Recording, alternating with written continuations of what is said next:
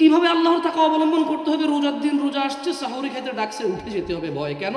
কারণ রমাদানের একটা রোজা ভাঙলে এটার ক্ষতিপূরণ দেওয়া এত সহজ নয়, কারণ এটা ফরজ। কারণ এটা কি? ফরজ। তো ও চিন্তা করতেছে যে উঠে যেতে হবে, উঠে গেছে। কেন? রোজাটা ভাঙা যাবে না, এটা ফরজ কে করেছে? এটা তাকওয়া। তো এখন ও নতুন বিয়ে করেছে রোজার 5 দিন আগে। ও নতুন বিয়ে করেছে, ওর বয়স 22-23 বছর। তো নতুন বিয়ে করেছে, বউ ওর খুবই পছন্দ হয়েছে, খুব পছন্দ করে বিয়ে করেছে। এখন রমাদানের 5 দিন আগে ও বিয়ে করেছে, 5 দিন পরে রমাদান। রাতের বেলা হয়তো ওর থাকার সুযোগ হয়নি বউয়ের সাথে, দিনের বেলা ওর খুব ইচ্ছা জেগেছে, ওর কাছে সুযোগও আছে, কিন্তু ও যাচ্ছে না বউয়ের কাছে।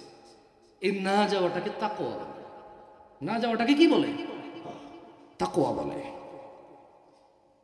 সিগারেট খোর রোজার মধ্যে সিগারেট খায় নাই, কেন?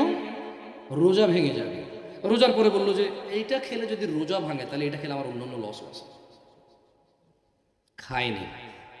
দেখেন, সিগারেট খোরের জন্য কিন্তু এটা তাকওয়া নয় যে সে রোজায় সিগারেট খাচ্ছে না, সে তো ভাতও খায় না, ভাত তো হালাল। সিগারেট খোরের জন্য তাকওয়ার বিষয় আসে, সে রোজা ছিল, সারাদিন সিগারেট না খায় থাকতে পারছে, তখন সে বলে যে আস্তাগফিরুল্লাহ আযীম, আমি পুরো দিন 12 ঘন্টার মতো খাইনি, যেখানে আমার ডেলি 2 প্যাকেট লাগে। আমি 12 ঘন্টা আল্লাহকে ভয় পেয়েছি, তাহলে কি আমি এরপর আল্লাহকে ভয় পাচ্ছি না? আবার মানে আমি শুধু দিনে আল্লাহকে ভয় পাই, রাতে ভয় পাই না?